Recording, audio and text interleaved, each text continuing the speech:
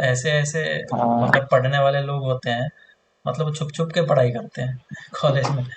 चुप चुप के। अरे हाँ, वो बोलेगा कि अफवाह छुपेंगे सर। मैं जा रहा हूँ दोस्त के पास जा रहा हूँ, आज अरे शाम में कुछ काम है, बात करने जा रहा हूँ, इधर उधर पार्टी करने जा रहा हूँ, और जाएंगे लाइब्रेरी। लाइब्रेरी में जाके पढ़ाई करते हैं छुप छुप के, मतलब इसका ये है ना। और अपन तो कभी लाइब्रेरी जाने से रहे तो पकड़ तो पाएंगे नहीं कि तू गया किधर था। सही है। हाँ नहीं, घर तो बजते रहते हैं। बहुत सारे ऐसे ऐसे लोग होते हैं जो पढ़ाई करते हैं वहां से, तो समझ जाते ही इसलिए कि पढ़ाई करना है। अपन लोग तो थे 12वीं तक पढ़ाई करना है, अपन लोग दिमाग में ये तो सोच के पढ़ाई गए को थे। भी सर उतना भाव देना चाहिए, मतलब ठीक है, ज्यादा पूरा टाइम नहीं देना चाहिए। यानी फर्स्ट मैं ईयर में पहले ऐसे ही करता था। फर्स्ट ईयर में अकल ट्वेल्थ में पूरा ठिकाने आ पढ़ते जाते हैं रहो दिन सबके। भर। हाँ, ट्वेल्थ में हाँ पूरा पढ़ते रहो, फायदा ही नहीं होता था सर। बस टाइम कुछ नहीं है, टाइम के हिसाब से पढ़ना चाहिए अभी। ये समझ गया मैं। ऐसा नहीं नहीं, कभी फिर किसी भी की बस। कॉलेज में तुम्हें एटलीस्ट इतना परसेंट तो होना चाहिए, 75। मतलब कि हाँ वहाँ पे वो तो पॉइंटर होते हैं, तो 80 होना चाहिए। CGP है। हाँ, सीजीपीए जिसको बोलते हैं हम लोग, तो हम्म। 80 तो कम से कम होना चाहिए। 80 मेंटेन करके रखो तो समझ लो कॉलेजेस सर, वगैरह, आप अपना कुछ बता रहे थे ना, जोसा के रिक्रूटमेंट। टाइम आपको कुछ मिस्टेक हुआ था। तो सर ये अभी वापस हुआ था ना, ये देखो सर, AIR 220 का हाँ याद है आपको? हाँ, उसका मिलता है मिस्टेक हुआ, आपको भी। उसने गलती से एग्जिट कर दिया था। कैंसिल कर दिया। हाँ, हाँ कैंसिल, उसके वही। कारण से उसको एक जो नंबर सीट मिलना था वो बंद हो गया। चला गया फिर उसने बेचारा। देखो नहीं वो बेचारा, बोल पिटीशन सकते हो। डाला था change.org पे, उसके बाद कोर्ट में फाइलिंग किया था, केस जीत गया। फिर हुआ। हाँ, तो सुप्रीम में फिर ही हुआ। हुआ। बेचारा। तो मेरे केस में भी सर ऐसा आप ही ये हुआ था। मैंने एग्जिट एटलीस्ट नहीं किया था। मेरे को जो सिलेक्शन करना था, जो सिलेक्शन करना था वो प्रायोरिटी वाइज करना था, और मैंने खुद का काउंसलिंग खुद किया है। किसी से जाके पूछा नहीं।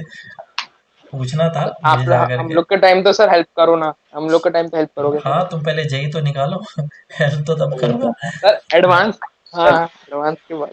और यहाँ कोर्स फिर भी कंप्लीट आपको कराने के लिए तो हेल्प अच्छा कर ही रहा हूँ मैं। हाँ, फिर भी आपको अच्छा IIT में डिसेंट ब्रांच मिली थी, ऐसा हाँ होने के मिल बाद गया। भी। मैं तो खुशनसीब हूँ कि भाई कोई नया आईटी नहीं पूछा। नहीं हाँ, तो खड़गपुर मतलब सबसे पुराना IIT मिला हाँ, आपको। पुराने आईटीज ही मिले मुझे। आईटी बॉम्बे भी मिल हाँ। सकता था मुझे, लेकिन अब क्या है, किस्मत ओके। जिसके लिखे हैं सो वही होगा। ये और तो कुछ है। नहीं। तो फॉरेन पैकेज मिला आपको? क्या बोल रहे हो? तो फॉरेन का ऑफर मिला था आपको प्लेसमेंट का, हाँ, फॉरेन फॉरेन में फॉरेन कहीं? के लिए गया, जाना था मुझे। एक्चुअली क्या है, देखो फॉरेन जाने का दो तरीका है। हम्म। देखिए, या तो खुद से मेहनत करो, प्लेसमेंट ले लो और चले जाओ। हम्म। दूसरा तरीका है कि तुम प्रोफेसर को अच्छे कैसा तरीके था? से भाव दो, और जो जो कुछ करने के लिए कह रहा है वो तुम करो। वो तुमको फॉरेन भेज देगा। ठीक है। तो सर आप कौन से वाले? सेकेंड ईयर और थर्ड ईयर के टाइम पे इंटर्नशिप होता है, तो उस समय फॉरेन हाँ। जाने का हाँ। मौका मिलता है अगर तुम जिस तरीके से काम करोगे। अच्छा। हम्म। या तो हम्म। कंपनीज आएंगे तुम्हें लेकर के जाएंगे, या फिर तुम्हें प्रोफेसर भेजेंगे तो तुम्हें आर एन डी में भेजेंगे। थेसिस वगैरह काइंड ऑफ हाँ। चीज़ें होते हैं ना, हाँ। उसमें हाँ। रिसर्च एंड डेवलपमेंट में ही जाओगे तो। और कंपनी अगर लेके गया तो कंपनी तुम्हें साथ में लेके जाएगी, वो इंडस्ट्रियल वर्क वगैरह भी करा सकती है तुमसे, आर एन डी भी करा सकती है, कुछ भी कर सकते हो उसमें, है ना। तो इंडस्ट्री वाले तो में काफ़ी पासपोर्ट स्कोप बनवाना होता पड़ेगा है। लगता अरे है। आजकल तो पास क्या बोलते हैं, पासपोर्ट वगैरह बन जाता है एक हफ्ते में। अर्जेंट बेसिस पे हाँ, बनवा लो, बन जाएगा। तो स्टार्ट करते वर्क पावर अभी। हाँ, तुम ही हाँ। तो डिस्ट्रैक्ट कर रहे हो तब से। अरे सर, एक दो बार किया, कभी कभी होना चाहिए। चलो ठीक है, वर्क पावर एनर्जी स्टार्ट करते हैं। हम लोगों ने इससे पहले अभी फ्रैक्शन कंप्लीट कर लिया, एनएलएम कंप्लीट कर लिया। तो जो उसके जो भी फोर्सेस का कॉन्सेप्ट है हम लोग यहाँ पे यूज करने वाले हैं, बराबर। और साथ ही साथ एक नया कॉन्सेप्ट आएगा, वर्क। तो पहले वर्क को मैं डिफाइन कर लेता हूँ। जनरली फिजिक्स में जो हम लोग वर्क डिफाइन करते हैं, वो वर्क क्या होता है, फोर्स इनटू डिस्प्लेसमेंट। अगर कोई भी फोर्स लगा और डिस्प्लेसमेंट नहीं हुआ तो वर्क नहीं माना जा सकता है।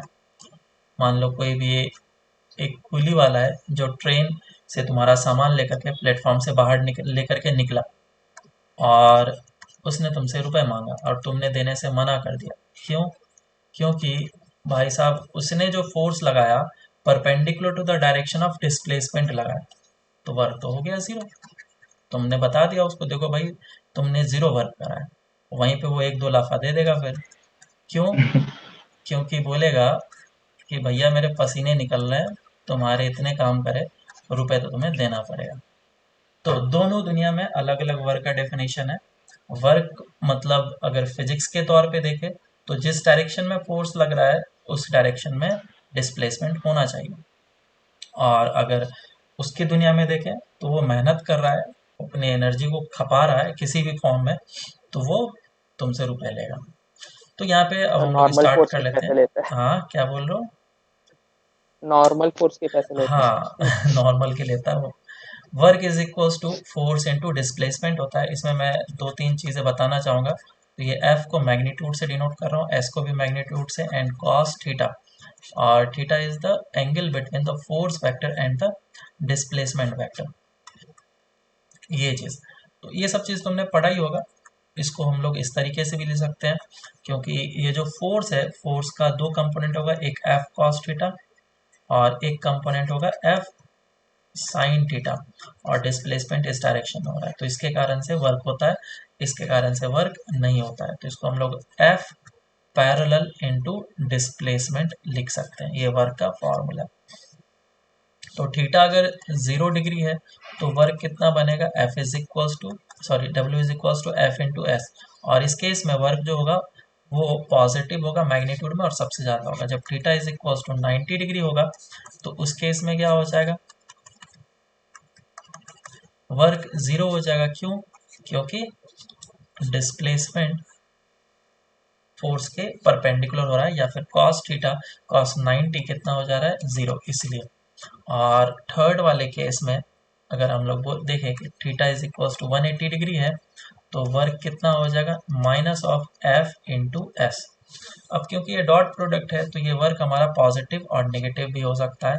तो अगर तुम्हारा थीटा 0 से लेकर के 90 डिग्री के बीच में है तो वर्क कैसा होगा तुम्हारा, पॉजिटिव। और अगर तुम्हारा थीटा 180 से लेकर मतलब कि 90 से लेकर के 180 के बीच में है तो वर्क कैसा होगा, नेगेटिव। तो हमेशा ध्यान रखना ऑब्ट्यूज या फिर एक्यूट, ये वाला एक्यूट एंगल है और ये ऑब्ट्यूज एंगल है। ठीक है क्या? तो कुछ कुछ एग्जांपल्स देख लेते हैं।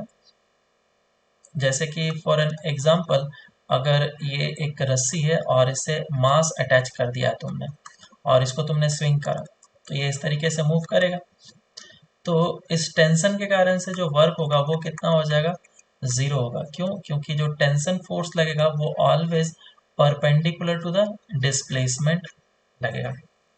तो 90 डिग्री इस केस में 0 हो जाएगा। तो इस तरीके से तुम बहुत सारे केसेस निकाल सकते हो जिसमें कि वर्क 0 होगा।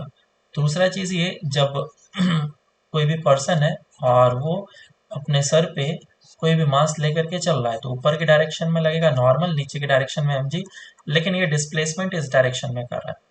तो फोर्स जो है वो perpendicular to the direction of displacement हो रहा है, तो ये 90 डिग्री आ गया। तो इस केस में भी work done by the normal कितना आ जाएगा, 0 आ जाएगा। तो ऐसे ऐसे ढेर सारे एग्जांपल्स हो सकते हैं।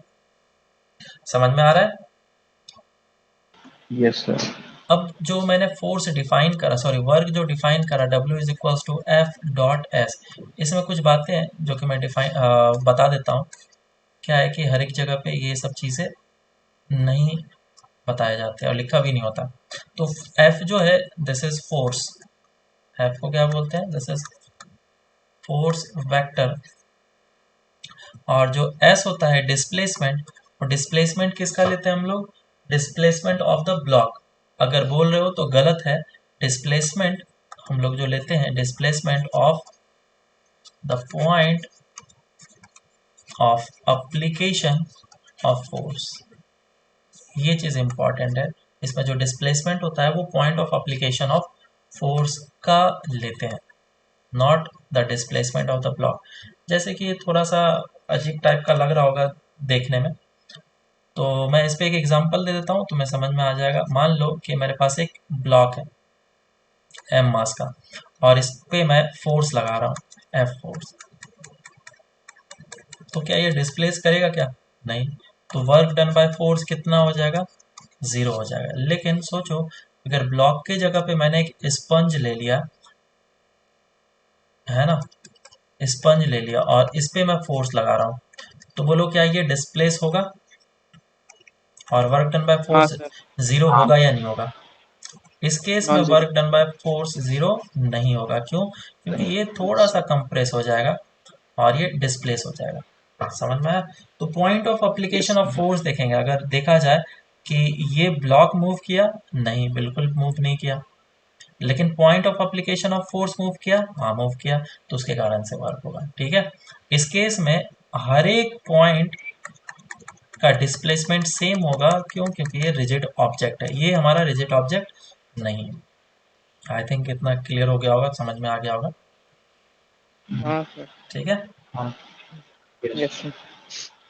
चलो अब आगे चलते हैं और कुछ क्वेश्चन दिखाता हूँ मैं।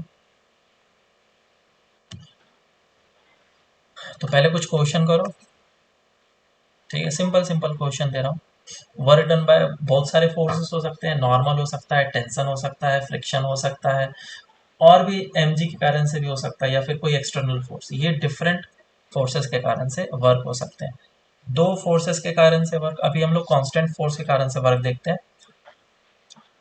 तो work done bye constant force. ठीक है, इसके बाद हम लोग वेरिएबल फोर्स देखेंगे।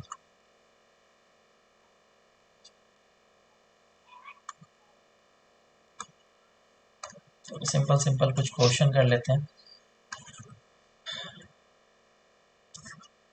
ये एम मास का ब्लॉक है, इस पे मैंने फोर्स लगाया इस डायरेक्शन में ऑफ 50 न्यूटन, और कितने एंगल पे लगाया? ये मान लो कि 37 डिग्री पे लगाया मैंने, और कोफिशिएंट ऑफ फ्रिक्शन दिया हुआ है, डेट इज 0.2। तो बोला गया फाइंड, अभी तो फ्रिक्शन हटा ही दो। ठीक है, find the work done by the force on the block from t is equals to 0 to t is equals to 2 second. ठीक है, निकालो। Mu is equals to 0, mass of the block is 10 kg। करो solve, simple question. देखो solve करते हैं इसको। तो काफ़ी आसान क्वेश्चन है, मैंने बिल्कुल इजी क्वेश्चन दिया पहले बेस बनाने के लिए। तो इसका इस डायरेक्शन में जो कंपोनेंट होगा that will be 50 cos 37 which will be 40, और इस डायरेक्शन में जो कंपोनेंट होगा डेट विल बी 30।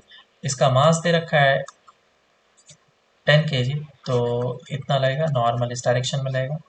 तो force is equals to mass into acceleration, तो एक्सटर्नल फोर्स 40 लग रहा है, मास है इसका 10 इंटू ए, तो एक्सलेशन आ जाएगा 4 मीटर पर सेकेंड स्क्वायर। अगर इतना एक्सलेशन आ गया तो 2 सेकेंड में कितना डिस्प्लेसमेंट कर लेगा? S is equals to U T plus half A T square. तो यू टी कितना हो जाएगा? जीरो, रेस्ट से स्टार्ट हुआ था, एक्सलेशन 4 और टाइम कितना? 2 का स्क्वायर। तो ये कितना हो जाएगा? 8 मीटर। डिस्प्लेसमेंट 8 मीटर किया, तो अब वर्क कितना आ जाएगा? Work is equals to force into displacement. देखो वर्क जो है दो तरीके से निकाल सकते हैं। W इज इक्वल्स टू, या तो तुम वेक्टर फॉर्म में एफ डॉट एस करो, या फिर एफ पैरेलल इंटू एस करो, दोनों से आंसर सेम आएगा। एफ पैरेलल डायरेक्शन मतलब डिस्प्लेसमेंट के डायरेक्शन में फोर्स 40 न्यूटन है और डिस्प्लेसमेंट हुआ कितना? 8, तो ये आ जाएगा 320 जूल्स। और इधर से अगर करेंगे तो ये हो जाएगा एफ एस कॉस थीटा। तो अगर मैं फोर्स पूरा का पूरा लूंगा विच इज 50, और डिस्प्लेसमेंट तो 80 लेना पड़ेगा, और इन दोनों के बीच में एंगल कॉस 37। जब इसको सॉल्व करेंगे तो यही आंसर आएगा। ठीक है, नेक्स्ट क्वेश्चन।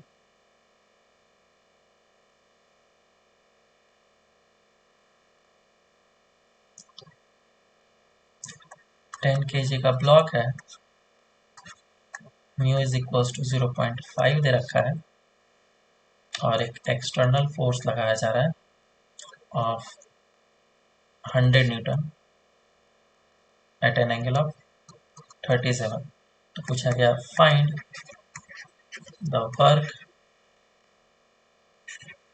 डन बाय पहला फ्रिक्शन,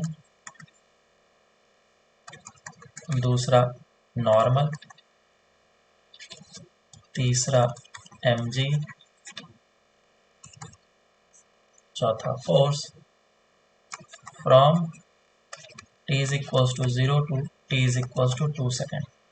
चलो सॉल्व करके बताओ जल्दी।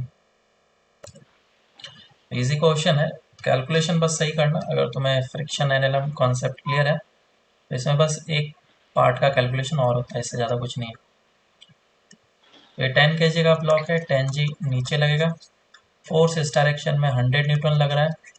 उसका जो कंपोनेंट होगा वो इस डायरेक्शन में कितना आ जाएगा 80, और इस डायरेक्शन में कितना आ 16। जाएगा 60, और पीछे की डायरेक्शन में लगेगा फ्रिक्शन। तो नॉर्मल कितना होगा पहले वो निकाल लेता हूँ। Normal will be 100 minus of 60 which is 40, so friction will be equals to mu into n, mu 0.5 और नॉर्मल कितना 40, तो 20 न्यूटन आ गया फ्रिक्शन। अब इसका एक्सेलरेशन निकाल लेते हैं। So acceleration will be equals to net force is equals to mass into acceleration. Acceleration कितना आ गया 80 minus 20, 6 मीटर पर सेकेंड स्क्वायर। अब निकालो डिस्प्लेसमेंट कितना करेगा, हाफ ऑफ 80 स्क्वायर। हाँ, गलत कर दिया क्या? कुछ नहीं सर, पता है, तो पता है कहाँ गलती की। अरे कंपोनेंट पता था, लेने में, वर्क कंपोनेंट गलत लेने कर में दिया। सर कंपोनेंट लेने में गलती की, बाकी सब ठीक ये था। 37 डिग्री 80 है की ना, जगह स्टार्ट पे 37 80 की डिग्री है जगह तो कर ज़्यादा दिया। लीन है तो 80 होगा, और इस तरफ कम लीन किया हुआ है ना। सर उस टाइम समझा नहीं था लीनिंग वाला। ये तो थोड़ा सा समझना पड़ेगा और क्या। और वर्क डन बाय फ्रिक्शन कितना हो जाएगा, फ्रिक्शन जो फोर्स लगा रहा है वो 20 न्यूटन लगा रहा है, तो नेगेटिव वर्क होगा 20 इंटू डिस्प्लेसमेंट विच इज 12। क्या गया आंसर, समझ में आया?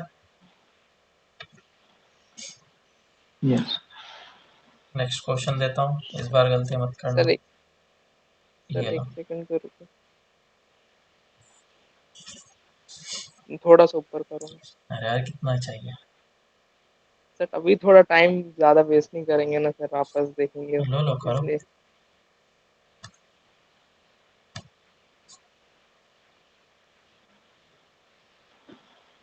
हो गया? बस हो ही गया बस, मतलब।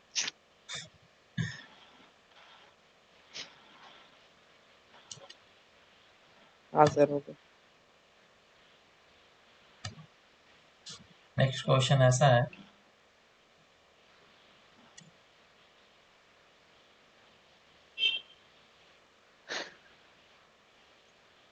अब तो ये एनएलएम का प्योर क्वेश्चन है, इसमें गलती मत कर लेना। टाइम दो बस। टाइम, इसके लिए आप टाइम हमें की तो टाइम दो, हम इसके लिए आपको टाइम आंसर की देंगे। तुम्हें ज़रूरत बिल्कुल भी नहीं पड़ेगी। इतना आसान क्वेश्चन तुमने ज़िंदगी में कभी नहीं किया होगा। क्वेश्चन है find the work acceleration. Done by tension on block A and due to friction on B from t is equals to 0 to t is equals to 2 second. हर एक जगह पे डिस्प्लेसमेंट दे दिया जाता है, लेकिन मैं डिस्प्लेसमेंट यहाँ पे निकालने के लिए बोल रहा हूँ, क्यों? क्योंकि इससे तुम्हें एनएलएम का काम भी हो जाएगा। चलो सॉल्व करो। देखो, दोनों से नेगेटिव है। तो सबसे पहले मैं इसका एक्सेलरेशन निकाल लेता हूँ, बहुत ही easy. External force 10g divide by total mass, तो ये कितना आ जाएगा 5 मीटर पर second square. Oh sorry, acceleration के लिए फ्रिक्शन नहीं लिया। वही ना मैं मैंने वही सोचा था क्या भी ऐसे कैसे निकले थे? इस बार भी हमने गया। क्या पढ़ा था इतने दिन से? फ्रिक्शन कितना हो जाएगा ये तुम्हारा 20 और 20 total mass 20। 100 minus 20 80 divide by 20 4 metre पर सेकेंड स्क्वायर। ठीक है, 2 सेकेंड में कितना डिस्प्लेसमेंट कर लेगा? Half 80 square. तो ये हो जाएगा 8 मीटर 8 डिस्प्लेसमेंट हो गया। वर्क डन बाय टेंशन, तो इसमें टेंशन नेगेटिव वर्क करेगा। फोर्स कितना लग रहा है? टेंशन पहले निकालना पड़ेगा। इसका नीचे की डायरेक्शन में 100 न्यूटन लग रहा है और 100 माइनस टी एक्सलेशन है इक्वल टू 4। 7 तो 100 minus T is equals to mass into acceleration. 40 40 60 आ जाएगा ना? ऐसे ही गलती करता हूँ मैं। हाँ क्या गलती, फिर से गलती यार तुमने? नहीं नहीं नहीं नहीं मैं बता रहा हूँ मतलब अच्छा, जनरली ऐसे करता हूँ। 60 और कितना लग रहा है? 8 डिस्प्लेसमेंट हुआ, तो माइनस ऑफ जो हो जाएगा work done by friction on block B कितना हो जाएगा? फ्रिक्शन कितना है? 20 न्यूटन और डिस्प्लेसमेंट कितना हाँ है? सर अभी 8। राइट आया, देखा सर हाँ, राइट आया सर। आना भी चाहिए तो इस पार्टी दो। क्वेश्चन के। हाँ बिल्कुल। नेक्स्ट क्वेश्चन, तो ये सब तो इजी क्वेश्चन था। आ, चलो ये क्वेश्चन कर लेते हैं। लेट से एक एटूड मशीन है और ये 5 kg का ब्लॉक है और ये 10 kg का ब्लॉक है।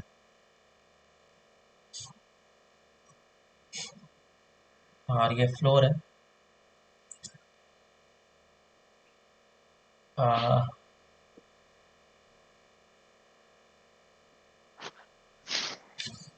जाने दो, सिर्फ एटूड मशीन रखो अभी।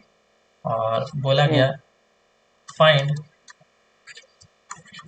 The kinetic energy of block A if it moves, नहीं ठीक है, if it moves for uh, from t is equals to 0 to t is equals to 2 second. Actual में ये निकालना था, ये पहला है, इसको कर लेना। दूसरा ये कर लेना, find the net work done by the gravity. t is equals to 0 से लेकर के t is equals to 2 second में कितना वर्क डन नेट होगा ग्रेविटी कारण से, ये निकालना। और टेंशन के कारण से भी नेट वर्क डन निकालना। सॉल्व करो। तो इसका एक्सेलरेशन निकाल लेते हैं। एक्सेलरेशन कितना हो जाएगा? 10g minus m1 minus 5g divide by 15। कितना आ रहा है ये? G 5g divide by 15 15 G by 3 ना? 20/3 हाँ 20/3 10/3 10 बाई सॉरी 3 ना? 10/3 हाँ 10/3 आ रहा एक्सेलरेशन सर आ ये गया। बात अब 2 सेकंड के बाद इसकी वेलोसिटी कितनी हो जाएगी निकाल सकते हो। डिस्प्लेसमेंट कितनी हो जाएगी ये भी निकाल सकते हो। S equals to V plus A into T. तो ये हो जाएगा 20/3 2g/3। अब इधर से काइनेटिक एनर्जी निकालो। वर्क पावर एनर्जी पढ़ा नहीं है तो अभी तक हम लोग इधर से करेंगे। नेक्स्ट जो डिस्प्लेसमेंट निकालना है is equal to T plus half A T square करेंगे। तो half of A into T square तो कितना हो जाएगा ये? 2g/3 metre sorry. है। हाँ तो net work done by the gravity कितना होगा? ये जो ब्लॉक होगा 5 एस से नीचे जाएगा और एस डिस्प्लेसमेंट ये ऊपर करेगा। तो इसके कारण से वर्क नेगेटिव होगा और इसके कारण से वर्क पॉजिटिव होगा। तो net work done by gravity हो जाएगा 10 into G into displacement which is 2g/3। और दूसरा वाला नेगेटिव वर्क हुआ है, फोर्स इंटू डिस्प्लेसमेंट। समझ में आया क्या? तो ये आ हाँ जाएगा आंसर 5g इंटू 2g/3 हो जाएगा। सर मतलब अगर मास इक्वल रहे और तो जीरो हो जाएगा, एक्सेलरेशन जीरो हो तो जाएगा मूव ना ही फिर। नहीं होगा। हाँ हम्म। वही चीज है। चलो नेक्स्ट हम लोग देखते हैं, that is relation between kinetic energy and momentum.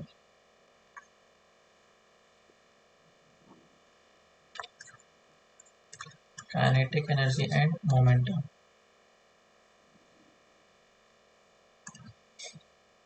तो क्या होता है बताओ रिलेशन, मैं क्या बताऊंगा तुम बताओगे आंसर। मोमेंटम सर और p²/2m। p is equals to होता है mv। काइनेटिक एनर्जी क्या होता है, हाफ mv²। और जब इसको p²/2m।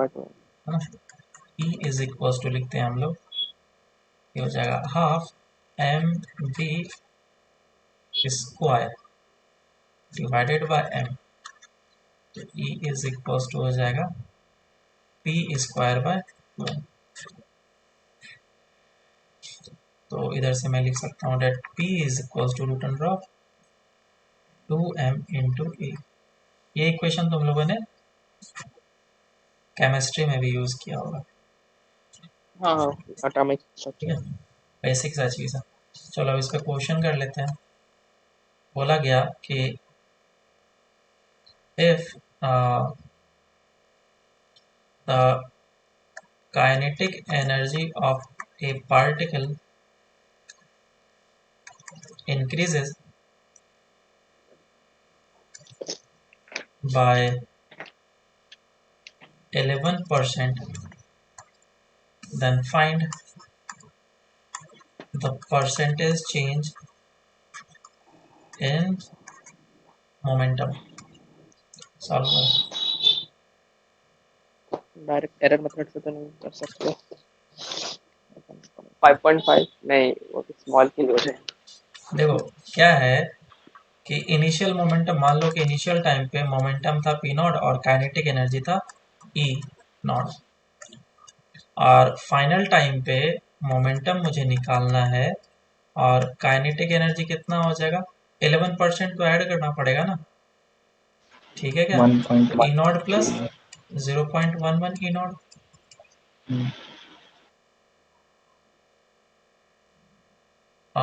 चलो ये 11% लिया मैंने, थोड़ा सा उल्टा पुल्टा आंसर आएगा, कोई बात नहीं, 1.11 ई नॉट हो जाएगा फाइनल। अब इसमें रिलेशन क्या आ जाएगा, date P naught is equals to root under of 2m E naught, और इसमें क्या रिलेशन आ जाएगा, date P F is equals to root under of 2m E F. ये फर्स्ट इक्वेशन, ये सेकेंड इक्वेशन, दोनों को डिवाइड कर लो। So P F will be this much, root under of F कितना है, E F upon E naught. बोलो समझ में आया क्या, ई एफ का वैल्यू पुट कर लो, ये हो जाएगा 1.11। This will be P F that is root under of 1.11 into E not.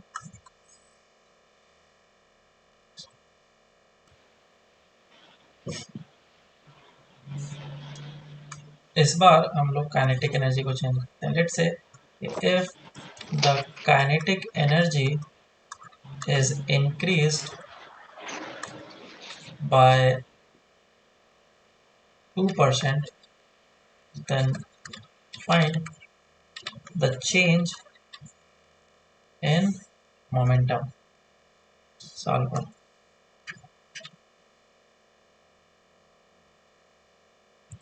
देखो इसको दो तरीके से कर सकते हैं, दो तरीके से क्या मतलब, इसका आंसर जो है हम लोग अप्रोक्सीमेटली निकालेंगे। एक रेगुलर मेथड तो ऊपर से कर सकते हैं, लेकिन जब परसेंटेज काफ़ी ज़्यादा छोटा दिया रहता है तो इसको हम लोग एरर हाँ, वाले मेथड से कर एरर मेथड, सकते हैं, है ना।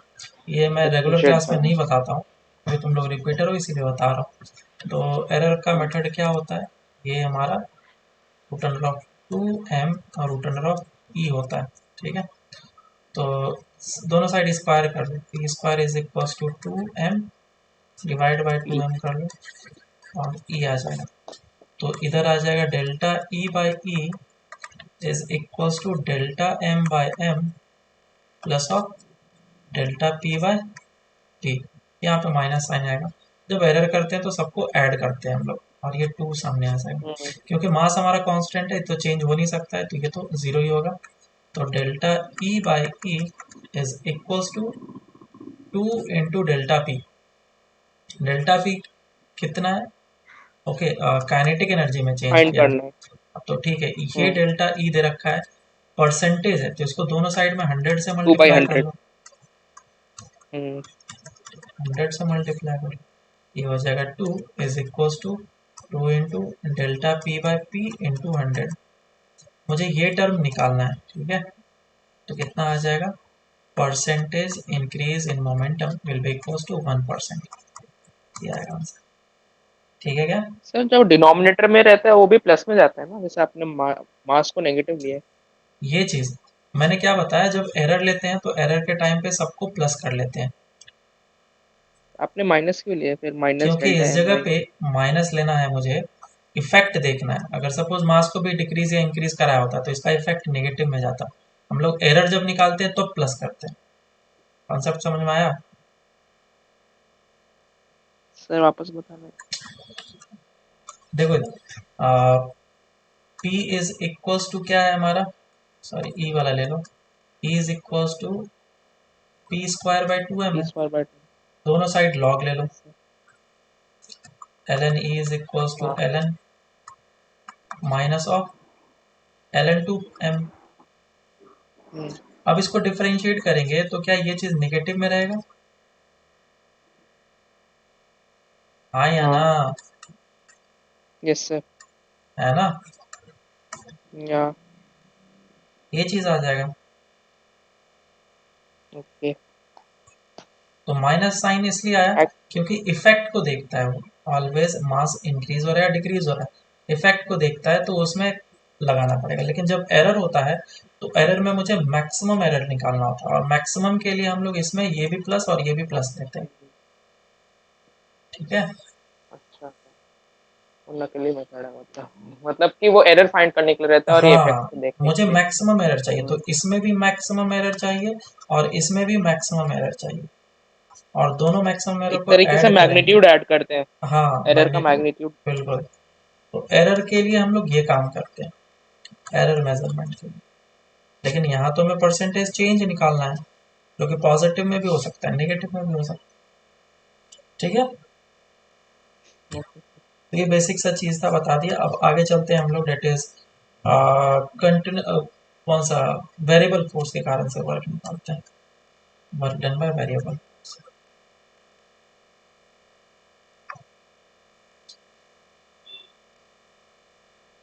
वेरिएबल फोर्स,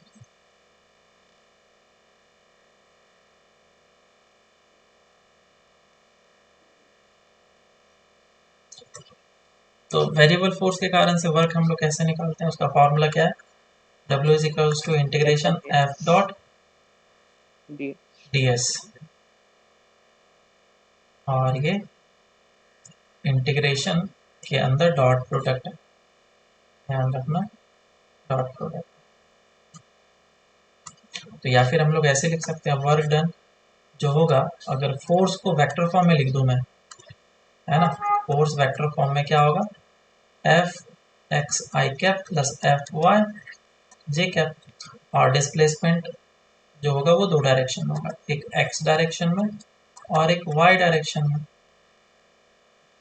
अब इन दोनों के वैल्यूज को पुट कर लेता हूँ वहाँ, तो टोटल वर्क कितना हो जाएगा, इंटीग्रेशन दोनों वेक्टर का dot product F X I cap plus F Y J cap dot with D X I cap plus D Y J cap, और दोनों को डॉट करेंगे तो ये integration F X D X आ जाएगा plus integration F Y D Y आ जाएगा। This is work done in X direction and this is work done in Y direction. तो हम लोग क्या बोल सकते हैं कि जो नेटवर्क होगा वो एक्स डायरेक्शन और वाई डायरेक्शन का इंडिविजुअल वर्क निकाल के ऐड कर लो या फिर एडिशन कर लो, अच्छा हाँ सर, ये ठीक है। कॉन्सेप्ट पता है, एडवांस में पूछा गया था ये वाला था।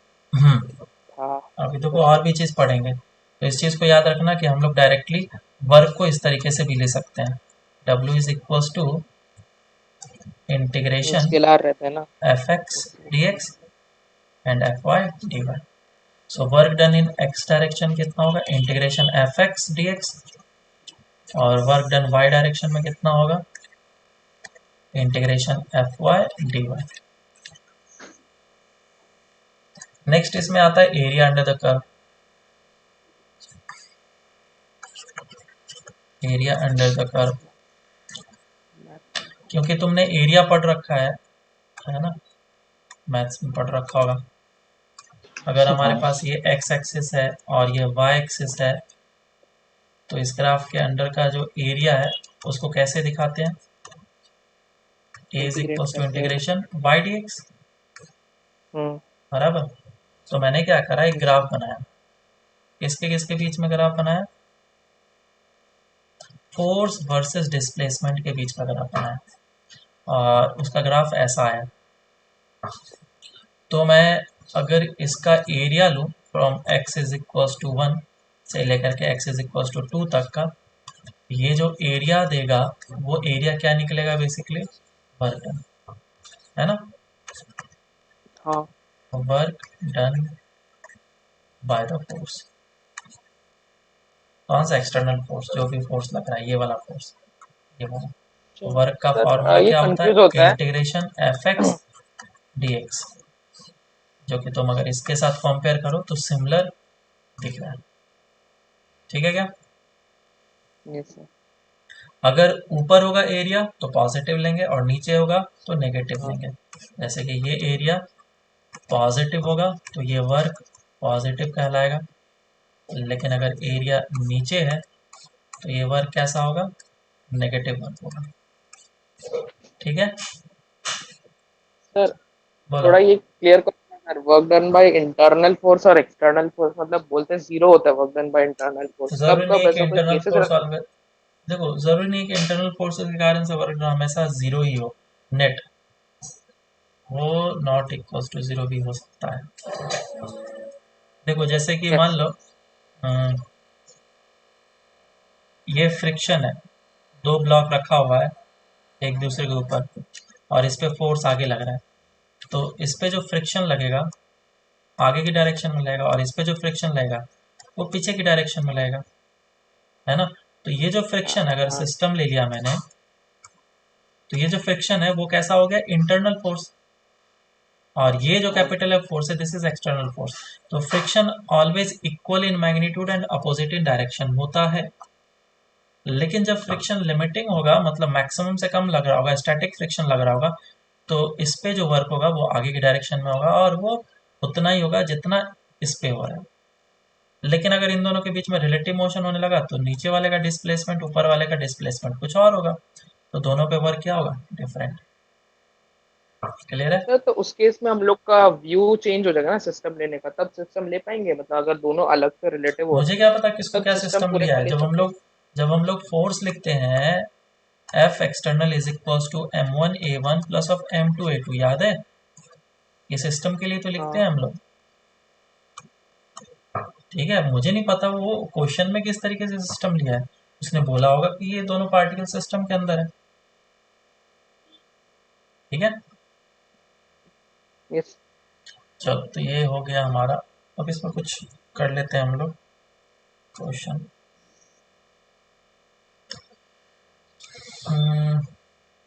कुछ चीज़ें ऊपर कराने तो मैंने कराया नहीं, जैसे कि करा मान लो दीजिए। एक स्टेयर है, और ये आदमी जो है स्टेयर्स के ऊपर चढ़ रहा है ठीक है, स्टेयर्स के ऊपर चढ़ने की कोशिश कर रहा है, तो एक दो ब्लॉक ऊपर चढ़ जाएगा, तो इस केस में work done by the normal positive होगा, नेगेटिव होगा या जीरो होगा, ये तुम्हें बताना है। Work done by normal on the man, क्या होगा, पॉजिटिव, नेगेटिव या जीरो, कमेंट करना है। सर, जीरो होगा। वर्क डन जीरो होगा ना, वर्क डन बनाना। सर, क्योंकि वो खुद के मतलब पाँव खुद के दम लगा रहा है अंदर से उठाने के लिए, उस फोर्स की वजह से नहीं हो रहा ना, जो ग्राउंड से फोर्स लग रहा है उसकी वजह से तो नहीं हो रहा डिस्प्लेसमेंट देखो इस शायद जगह पे से। रीजन ये है कि जब हम लोग पैर रख रहे हैं तो नॉर्मल तभी तक लगेगा जब कांटेक्ट में है, कांटेक्ट में, हाँ। और जैसे ही पैर तुमने लिफ्ट करा तो नॉर्मल हो जाएगा 0। लेकिन उस समय पॉइंट एक्चुअल में मूव कर रहा था, ये जो पॉइंट ए है अभी मूव नहीं कर रहा है, इसका डिस्प्लेसमेंट 0 है। लेकिन जैसे ही नॉर्मल 0 हुआ, इसका डिस्प्लेसमेंट नॉट इक्वल टू 0 होगा, लेकिन फोर्स नहीं लग रहा है ना। तो दोनों केस में वर्क क्या हुआ, 0। क्यों? क्योंकि point of application of force का डिस्प्लेसमेंट 0 है, इसलिए वर्क डन बाय हाँ, नॉर्मल क्या होगा, 0। समझ में आया? से नोट कर। दे जाओ नोट। नेक्स्ट क्वेश्चन है कि डायग्राम बनाने में टाइम लग रहा है ये ज्यादा से ज्यादा। अरे डायग्राम, इतना बढ़िया डायग्राम बनाया। सर एक सेकंड सर, वही ना, उसने इज्जत बनाए रखे हम लोग को हाँ बढ़ना पड़े। बिल्कुल। ये एक पेंसिल है, और बॉल पेंसिल से पे। हम लोग इसमें कुछ लिखने की कोशिश कर रहे हैं। क्या लिखा? इस जगह पे मैंने ए लिखा, ऐसे करके, बस इतना ही। Thank you sir. और थोड़ा सा इधर खिसका दिया, है ना। पेंसिल को ऊपर लिफ्ट नहीं किया है, और पेपर को फिक्स्ड करके रखा है।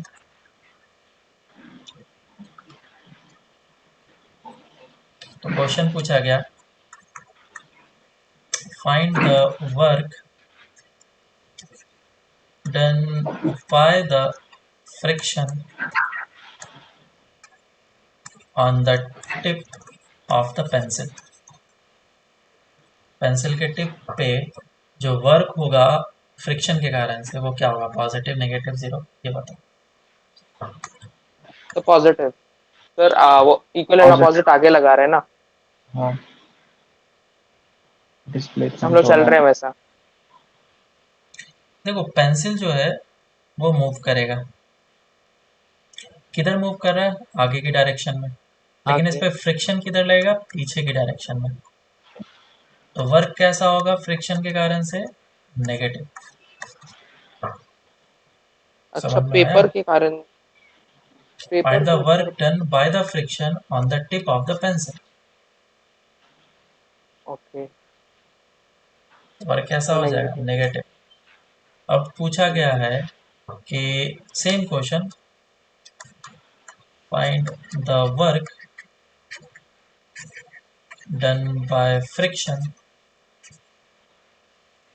On the paper. ये वाला बताओ। तो डिस्प्लेसमेंट नहीं हो रहा पेपर का, तो वर्क क्या होगा?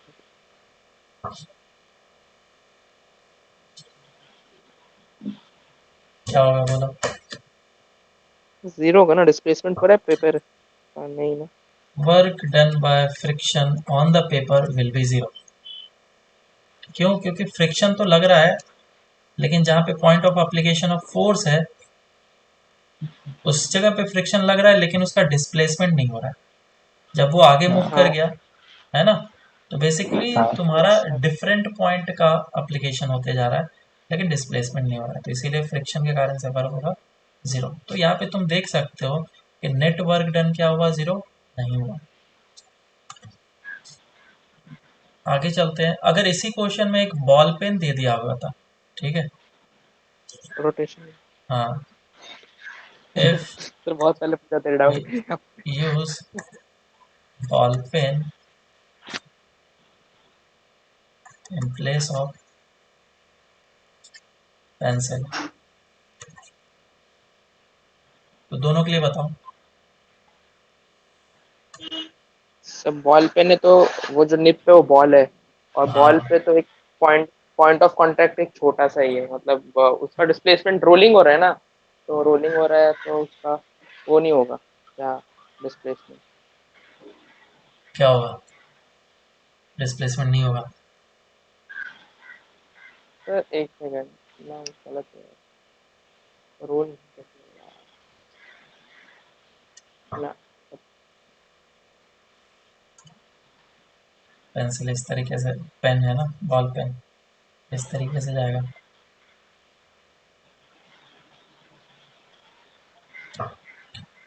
If we use ball pen, zero friction से होगा ना, वर्क बताने सर। हाँ, फ्रिक्शन के कारण से वर्क होता है। तो जीरो होगा ना फिर।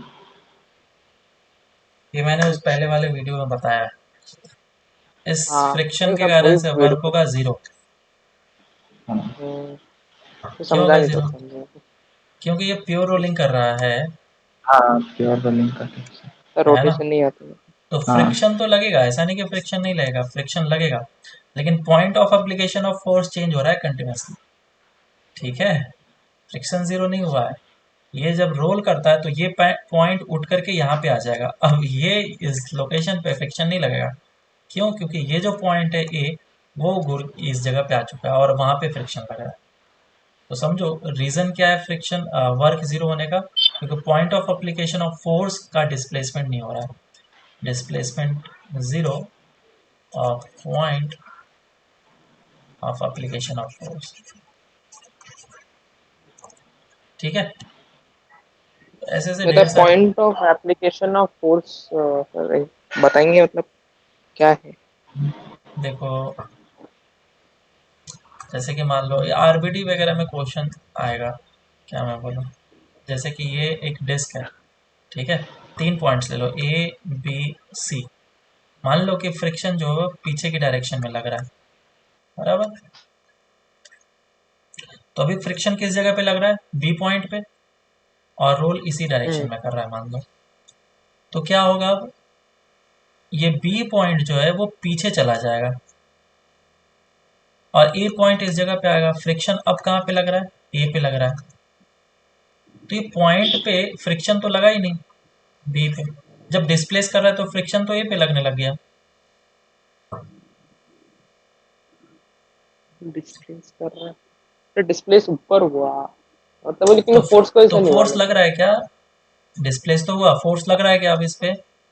नहीं लग रहा है ना। नहीं नहीं। यहाँ पे जो कांटेक्ट में होगा वही कांटेक्ट वाला पे फ्रिक्शन लगेगा, लेकिन जो इस कांटेक्ट में नहीं है, ये सारे पॉइंट्स, उसका डिस्प्लेसमेंट हो रहा है लेकिन फ्रिक्शन नहीं लग रहा है। क्यों? क्योंकि ये प्योर रोलिंग कर रहा है। सर वो रोलिंग भी अपनी वजह से कर रहा है, जो अपने फोर्स वो रोटेशन जो भी है ओमेगा उसकी वजह से। और क्या बोल रहे हैं, अगर उसका वर्क होता तो वो पॉइंट आगे चले जाता मतलब ना कि ऊपर जाता, अगर इफ नेट पॉसिबल वेलोसिटी होता तो तो। 0 है ना, नेट वेलोसिटी सर 0 है। क्लियर नहीं है सर, इसमें समझ नहीं रहा मुझे ये रोलिंग का। प्योर रोलिंग, क्या मैं बताऊं, इसकी दो वेलोसिटी होती है ना, एक ओमेगा वाला भी और एक सेंटर ऑफ मास वाला भी। चलो आरबीटी में बताऊंगा, टाइम वेस्ट नहीं करते हैं, ठीक है। बस समझ लो अभी के लिए कि हाँ, ये जो चीज़ है, नेट वेलोसिटी 0 होता है पॉइंट बी का, तो उसका डिस्प्लेसमेंट नहीं हो रहा है, फ्रिक्शन लग रहा है। और जब वो रोल करके ऊपर चला जाएगा तो इसका डिस्प्लेसमेंट हो रहा है लेकिन फ्रिक्शन नहीं लग रहा है। गहराई से सोचना, समझ में आएगा, अभी कंफ्यूजन होगा, जितना दबाव डालोगे उतना नहीं समझ में आएगा। तो नेक्स्ट। समझ आएगा या नहीं आएगा? आएगा आएगा, टाइम तो आएगा। ठीक है, तो वेरिएबल फोर्स के बारे में देखना था ना। लेट्स से हमारे पास फोर्स है एक, F is equals to 2x। तो बोला गया find the work done by force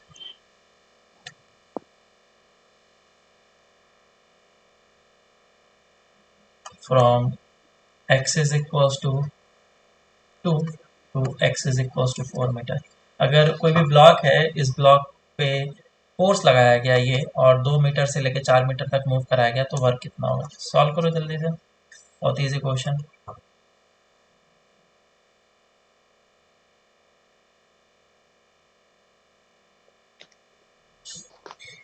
W is equals to integration 12। F dot D X, ठीक है, कर 12 लिया होगा। 2x इंटू डी एक्स, तो बिना बाहर पेंच हो निकल गए। जाएगा एक्स डी एक्स, तो x² बाई 2, और लिमिट पुट कर लो 2 से लेकर के 4, तो ये 2 से 2 कैंसिल आउट हो गया और ये हो जाएगा 16, और ये 4। कितना आ गया आंसर? 12 जूल्स। तो बिना पेंच पहली बार बिना हाँ, पेंच। अच्छी बात है। नेक्स्ट ये क्वेश्चन, तो F repeated. Is equals to 2t है, पूछा गया find the work done by the force on a 1 kg block from t is equals to 0 to 2 second. Solve करो जल्दी इसको।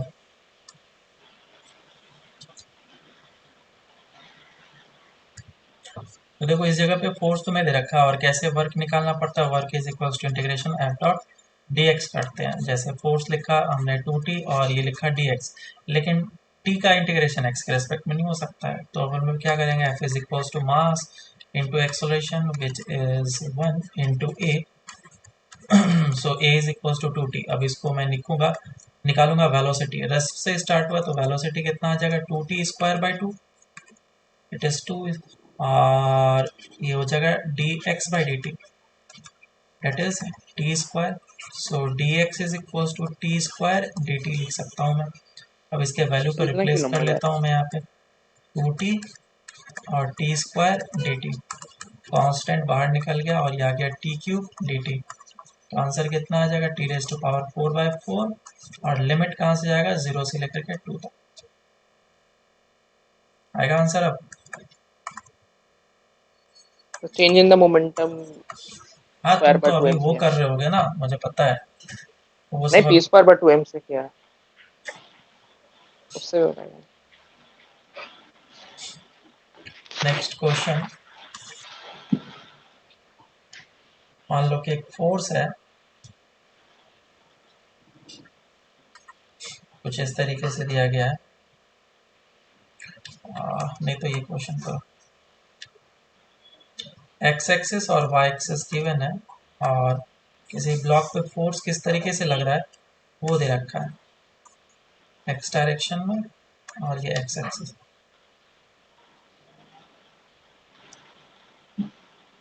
कुछ ऐसा दे रखा है।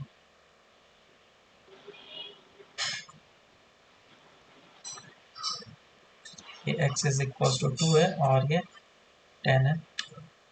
और एक और दिया गया,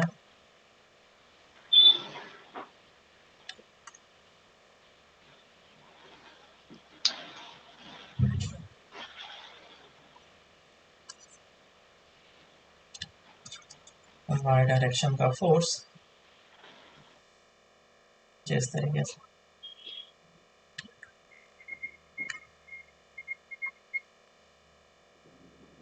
तो पूछा गया find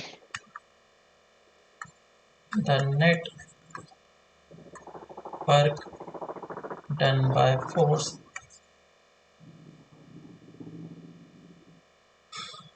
if it is moved from 0,0 to 4,6। Solve करो। तो कैसे करना एरिया पड़ेगा, हंड्रेड। मुझे इसका एरिया निकालना पड़ेगा, ठीक है। क्योंकि फोर्स वर्सेस डिस्प्लेसमेंट कर का वर्क क्या देता है, एरिया देता है ना। तो सबसे पहले उसका एरिया निकालो। कहाँ से कहाँ तक ले जाना है मुझे, 0 से लेकर के 4 तक ले जाना है। अगर ये 4 हुआ तो ये कितना हो जाएगा, 20। तो ये एरिया हो जाएगा work done in X direction, half base into height, कितना हो जाएगा 40 जूल। और इसका वर्क कितना होगा, 0 से लेकर के 6 तक लेके जाना है। ये कितना हो जाएगा एरिया पॉजिटिव और ये एरिया नेगेटिव होगा। कितना हो जाएगा ये 50। दो ट्रायंगल को सिमिलर कर लो, ये डिस्टेंस 5 और ये डिस्टेंस मान लो x जो भी है y है। तो y by 5 is equals to 10।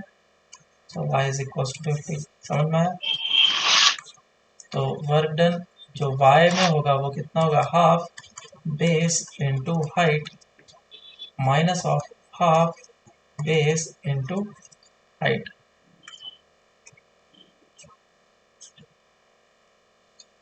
125 और 5 120 आएगा। तो नेट निकाल लो इधर। मेरा so net work done will be हाँ, मैं इक्वल्स टू मैंने 120 में से 40 जाएगा, कितना आएगा -80 -80। -80 क्या मैंने है आंसर। इंटीग्रेट करके कर दिया। तो ये बेसिक सा चीज है। वर्क डन बाय वेरिएबल चलिए फोर्स जो है हम लोग और आगे जाकर ये करेंगे। एक और क्वेश्चन कर लो वेरिएबल फोर्स के कारण से।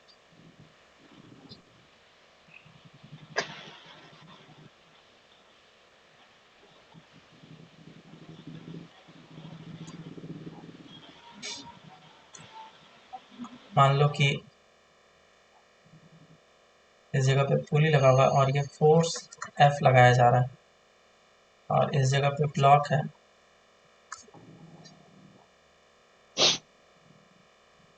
इसको इस तरीके से खींचा जा रहा है, ठीक है।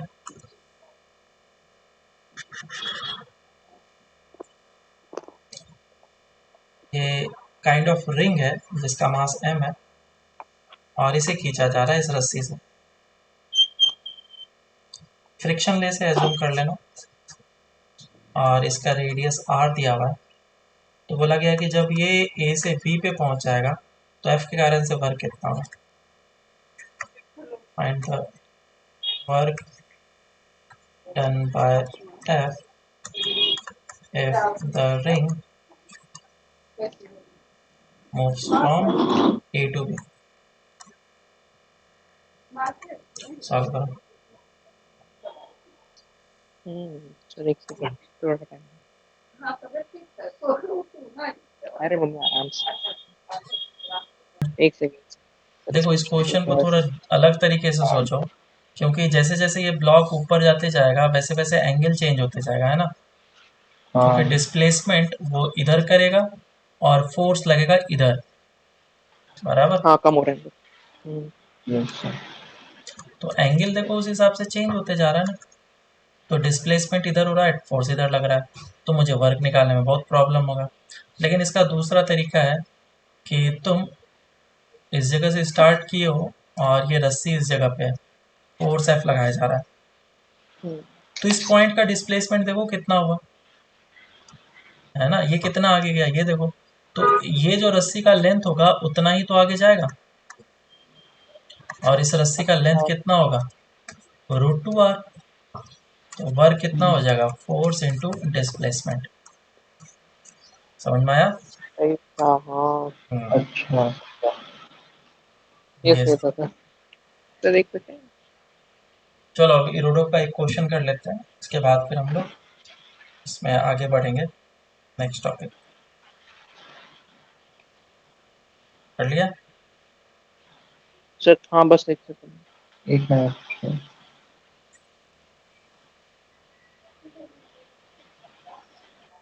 या सर, लूडो का।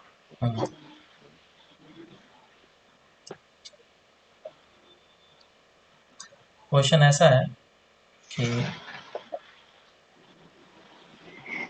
इस जगह पे एक ब्लॉक है m मास का और ये फिक्स्ड है। इस पे एक एक्सटर्नल फोर्स लगाया जा रहा है F और इस फोर्स को लगा करके इसको खींचा जा रहा है। F का वैल्यू नहीं गिवन है, लेकिन इस पूरे सरफेस पे कोफिशिएंट ऑफ फ्रिक्शन दिया गया है म्यू और इस बेस का जो लेंथ दिया गया है डेट इज L और ये हाइट दिया गया h। तो क्वेश्चन पूछा गया कि find the work done by external force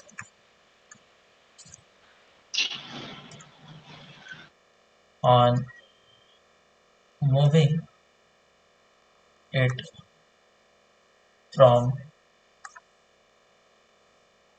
A to B slowly। Solve करो इसको। तो मैंने क्या किया, इस ब्लॉक को ए से बी तक लेके गया धीरे धीरे करके। तो मुझे निकालना है कि उस एक्सटर्नल एजेंट के कारण से वर्क कितना है। ओके सर, ट्राई करते सॉल्व करो, देखो कैसे करेंगे इस क्वेश्चन को। सबसे पहले तो मैं फिगर बना लेता हूँ।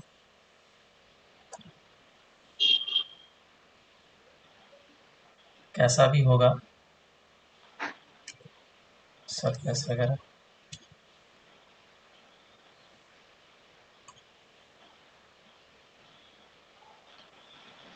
लेट्स से इस टाइप का सरफेस है। तो इस जगह पे एक ब्लॉक होगा और ब्लॉक को हम लोग धीरे धीरे करके स्लोली ऊपर की डायरेक्शन में लेके जा रहे हैं। तो क्योंकि कर्वेचर इसका चेंज हो रहा है, तुम अगर देखो इस जगह पे कर्वेचर जो है वो कितना एंगल बना रहा है, थीटा एंगल बना रहा है। तो इस पे mg नीचे की डायरेक्शन में लग रहा होगा और mg का एक फोर्स इधर और एक फोर्स इधर, mg cos theta and mg sin theta.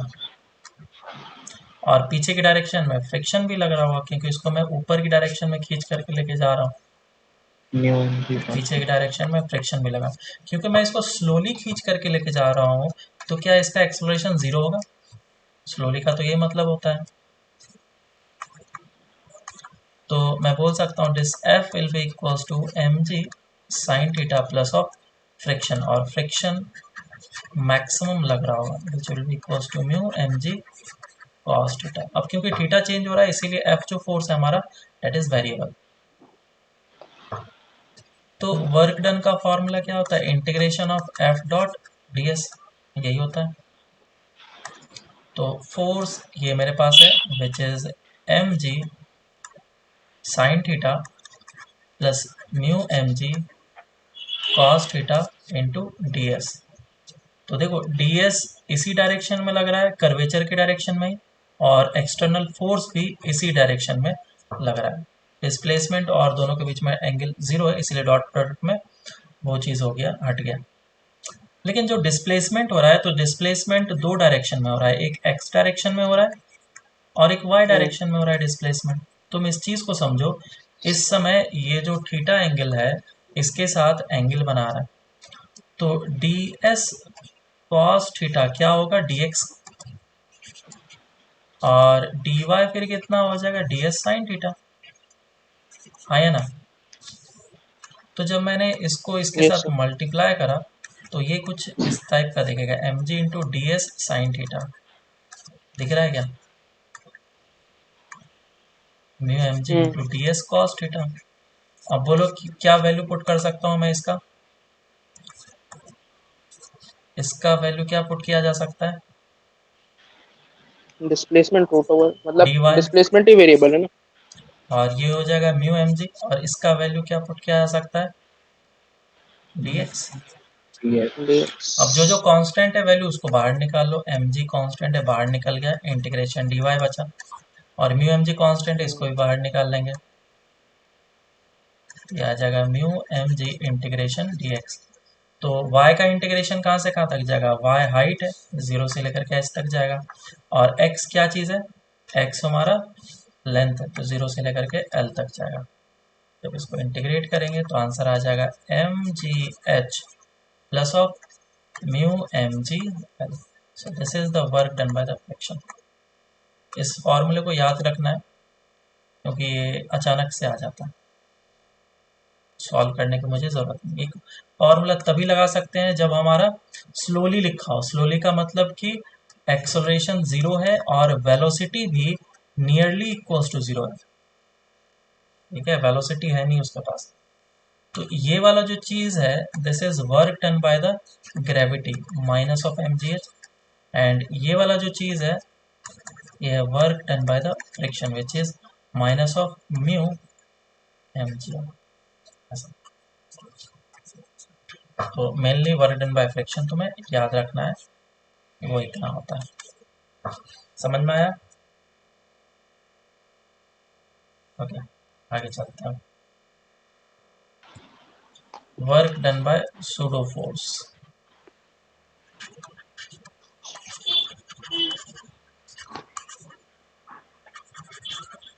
Pseudo force, तो work done by pseudo force क्या चीज़ है? तो बेसिक सा क्वेश्चन है कि सूडो फोर्स के कारण से वर्क निकालना है। मान लो कि फ्रेम ऑफ रेफरेंस चेंज हो जाए तो क्या वर्क निकाला जा सकता है? एक ही एग्जांपल कराऊंगा, समझ लेना, और बहुत ही आसान सा है।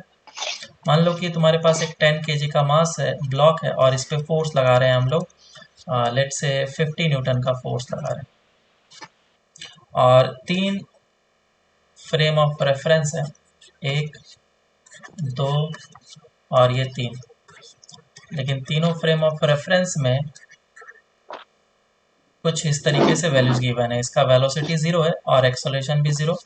इसका वेलोसिटी दिया हुआ है डेट इज 10 मीटर पर सेकेंड, एक्सेलरेशन 0। लेकिन इसका वेलोसिटी दिया गया है 0 और एक्सेलरेशन दिया गया है 2 मीटर पर सेकेंड इस पर। तो बोला गया हर एक फ्रेम ऑफ रेफरेंस के रेस्पेक्ट में ऑब्जर्वर 1, ऑब्जर्वर 2 एंड 3 के रेस्पेक्ट में वर्क डन बाय फोर्स कितना होगा from t is equal to 0 to 2 second. ठीक है, तो मुझे क्या करना होगा, हर एक फ्रेम के रेस्पेक्ट में डिस्प्लेसमेंट निकालना होगा। क्यों? क्योंकि वर्क जो है हाँ, वो एक फ्रेम डिपेंडेंट क्वांटिटी होता है। क्या होता है? Yes, frame dependent. वर्क में होता है फोर्स और displacement. Force is independent of frame but displacement is dependent. Frame dependent. So work is a frame dependent quantity।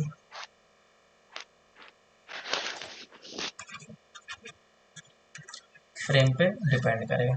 तो इसीलिए मैंने पहले इस वाले फ्रेम में डिस्प्लेसमेंट निकाला नेट। तो ऑब्जर्वर 1 देखेगा तो विथ रेस्पेक्ट टू ऑब्जर्वर 1 के रेस्पेक्ट में इसका डिस्प्लेसमेंट कितना हो जाएगा, हाफ इंटू ए इंटू टी स्क्वायर। 80 तो 5 10 मीटर आया। हाँ, तो वर्क कितना हो जाएगा, 50 इंटू 10 विच इज 500 जूल। सही है। ऑब्जर्वर 2 के रेस्पेक्ट में डिस्प्लेसमेंट निकालना। तो पहले ऑब्जर्वर 2 का डिस्प्लेसमेंट देख लेते हैं कितना होगा। Displacement of observer 2 will be equal to, displacement कितना हो जाएगा, वेलोसिटी इंटू टाइम। 10 मीटर पर सेकेंड है, टाइम 2 सेकेंड, तो 20 मीटर। और ऑब्जेक्ट का डिस्प्लेसमेंट कितना हुआ है, डेट इज 10 मीटर, है ना। तो ऑब्जर्वर के रेस्पेक्ट में डिस्प्लेसमेंट कितना हुआ, माइनस ऑफ 10 मीटर। बराबर समझ में आया क्या बात? Yes sir. यस तो सर। वर्क कितना हो जाएगा, work done by force will be negative. Force कितना है 50, डिस्प्लेसमेंट -10, माइनस ऑफ 500 जूल। और लास्ट वाला जो है ऑब्जर्वर 3 का डिस्प्लेसमेंट कितना होगा, half of 80 square, it is 4 metre. और डिस्प्लेसमेंट ग्राउंड के रेस्पेक्ट में ब्लॉक का कितना हुआ है, 10 मीटर। तो with respect to observer 3 displacement कितना हुआ net, 10 minus of 4 which is 6 metre. Work कितना हो जाएगा, फोर्स इंटू डिस्प्लेसमेंट 300 जूल। समझ में आया ये चीज? बहुत ही बेसिक कॉन्सेप्ट है यस, और कुछ नहीं। सूडो फोर्स वगैरह से के कारण से वर्क ऑब्जर्वर। दिया जाएगा, तो सूडो फोर्स को देख करके तुम वर्क निकालना, ठीक है। अब हम लोग चलते हैं, work done bye spring force क्या होता है, हाफ के एक्स स्क्वायर। ये बात पता है ना? यस, हाँ। इसको लिख देता हूँ मैं, work done bye spring force that is equals to half k x square. अब चलते हैं हम लोग वर्क एनर्जी थ्योरम में। क्वेश्चन इसका रहता है कैसे, किस पे? हाफ के एक्सपायर। अभी दूंगा ना क्वेश्चन में, वर्क एनर्जी थ्योरम में। उसमें ही आएगा। हाँ, इसी में क्वेश्चन आएगा, वर्क एनर्जी थ्योरम। तो वर्क एनर्जी थ्योरम क्या बोलता है, डेरिवेशन नहीं बता रहा हूँ, बताया मैंने, देख लेना। Work done by all the forces is equal to change in its kinetic energy. तो ये हम लोग सिस्टम पे भी लगा सकते हैं। बोला गया है कि जितने भी सारे फोर्सेस लग रहे होंगे इस ब्लॉक पे, एक फोर्स इधर लग रहा है, एक फोर्स इधर लग रहा है, फ्रिक्शन वगैरह भी लग रहा हो, तो ये इनिशियल स्टेट है और ये फाइनल स्टेट है। तो इस समय इसकी वेलोसिटी जो होगी उसके कारण से काइनेटिक एनर्जी होगा। तो यहाँ पे चेंज इन काइनेटिक एनर्जी होगा और इस जगह पे work done by all the forces होगा। अब जो फोर्सेस हैं वो बहुत तरह के हो सकते हैं। कौन कौन से फोर्सेस हो सकते हैं? एक तो कंजर्वेटिव फोर्स हो सकता है, एक नॉन कंजर्वेटिव फोर्स हो सकता है, और क्या फोर्स हो सकता है? एक सूडो फोर्स हो सकता है। तो टोटल 3 तरह के फोर्सेस हो सकते हैं। कंजर्वेटिव फोर्सेस ऐसे जिसके कारण से वर्क पाथ पे डिपेंड नहीं करता, जैसे ग्रेविटेशनल फोर्स, तुम लोग को तो पता ही होगा, बताने की जरूरत नहीं है। नॉन कंजर्वेटिव फोर्स ऐसे जिसके कारण से वर्क पाथ पे डिपेंड करता है, जैसे फ्रिक्शन पाथ फोर्स, पे डिपेंड, है ना। Heat friction force. और सूडो फोर्स तो तुम्हें पता है, फ्रेम ऑफ रेफरेंस पे डिपेंड करता है। तो एज्यूम कर लो कि मैं ना तो ये फोर्स ले रहा हूँ, एज्यूम करो, ना ही मैं नॉन कंजर्वेटिव फोर्स ले रहा हूँ, ना ही सूडो फोर्स ले रहा हूँ। ये इक्वेशन तो एक आ ही गया, दूसरा इक्वेशन निकाल रहा हूँ मैं। तो work done by all the forces में सिर्फ एक ही फोर्स आया, work done by conservative force is equal to change in its kinetic energy, which is kinetic energy final minus of kinetic energy initial. और वर्क डन बाय जो conservative force होता है वो किसके बराबर होता है बोलो?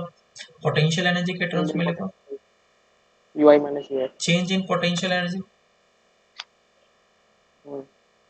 बोलो। तो इधर यस मैं सर। लिखूंगा u final minus of you u initial. Initial.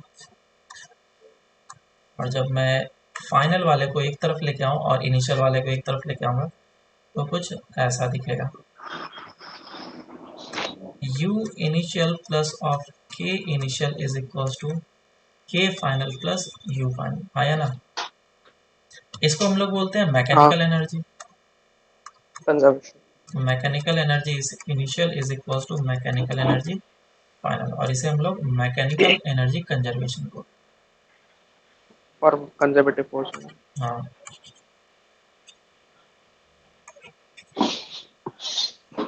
मतलब एक दूसरे में कन्वर्ट होते रहेंगे, वो लॉस नहीं होगा। बिल्कुल। पोटेंशियल एनर्जी काइनेटिक एनर्जी में, काइनेटिक एनर्जी पोटेंशियल एनर्जी में कन्वर्ट हो जाएगा। तो इसमें बोलेंगे नो लॉस ऑफ एनर्जी।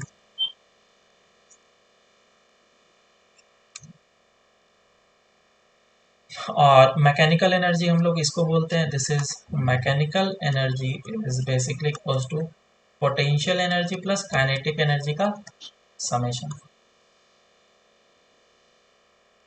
ठीक है। Yes sir. हम्म, चलो अब आगे चलते हैं हम लोग। Work done by all the forces equals to change in its kinetic energy. Sir एक सेकंड, थोड़ा सा लिखना है बस, ज़्यादा नहीं।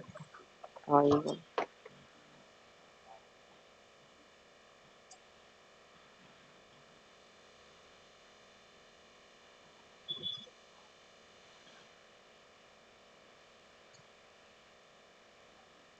हो गया, क्वेश्चन करते हैं। हम्म।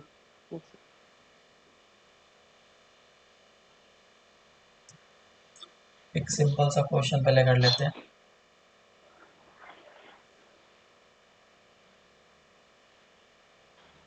एक स्प्रिंग है और ये ब्लॉक है, एम मास का ब्लॉक, स्प्रिंग कांस्टेंट के, और इसको v वेलोसिटी से इस डायरेक्शन में फेंक दिया, म्यू है 0। तो पूछा गया find the maximum compression in the spring. Solve करो जल्दी से, बहुत ही बेकार क्वेश्चन है। Sir root over m by k equal into v. तो जितना भी इसके पास, मैं बोलूंगा work done by all the forces equals to change in its kinetic energy. Initially इसके पास वेलोसिटी था, जब पूरा का पूरा कंप्रेस कर देगा तो इसकी वेलोसिटी क्या हो जाएगी? 0। और इसने डिस्प्लेसमेंट लेट से x कर दिया। तो वर्क कर कौन रहा है? एक सिर्फ एक फ्रिक्शन कर रहा है, स्प्रिंग फोर्स कर रहा है, फ्रिक्शन तो 0 है। और kinetic energy final minus of initial, final कितना हो जाएगा? 0 काइनेटिक एनर्जी, इनिशियल कितना था? Half m v square. और स्प्रिंग फोर्स के कारण से वर्क पॉजिटिव हुआ या नेगेटिव हुआ? Negative, minus half k x square लिखना होगा, minus minus cancel out, half half cancel out, so x will be equals to m b square by k का। समझ में आया? Yes sir. Yes sir. आगे करते हैं हम लोग next question.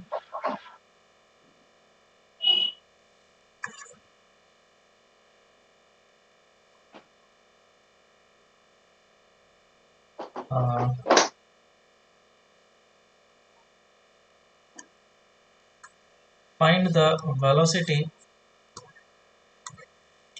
of the block if it has compressed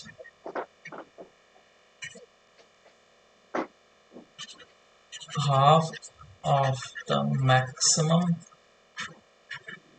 compression in the spring। ठीक है, ये हमारे पास सिस्टम दिया गया है।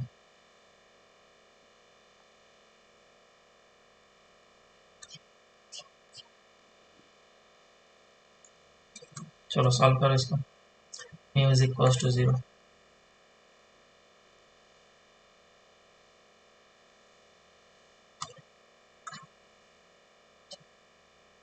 इजी क्वेश्चन है, जल्दी करो। तो इसमें सबसे पहले हम लोग लगा लेते हैं work done by all the forces equal to change in its kinetic energy.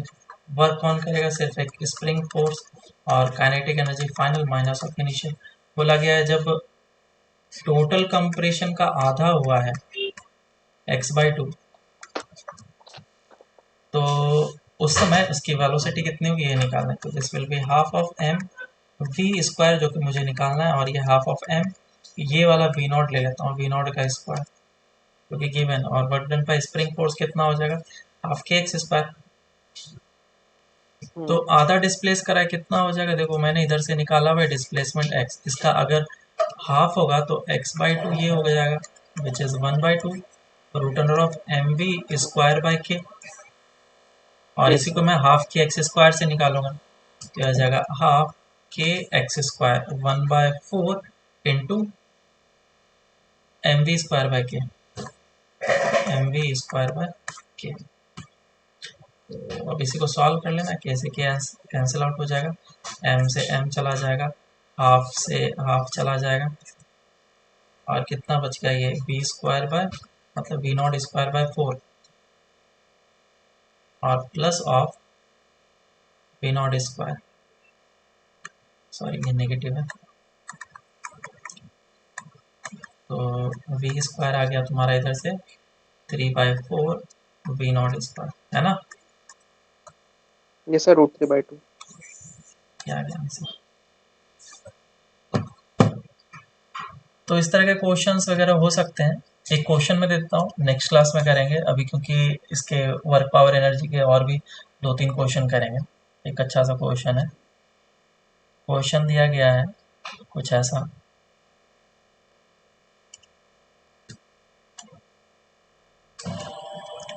कि एक रोप है, रस्सी है इस तरीके से, और इसको इस तरीके से हैंग कर दिया गया है। ठीक है, काफी बढ़िया क्वेश्चन है, इंटीग्रेशन करके लेकर के आना। अब क्वेश्चन में लिखता हूँ, बोला गया है कि find the kinetic energy of kinetic energy velocity, find the velocity of the rope when it completely falls off the table, given that initially it was just at equilibrium when the hanging part was 1/4 of the total length।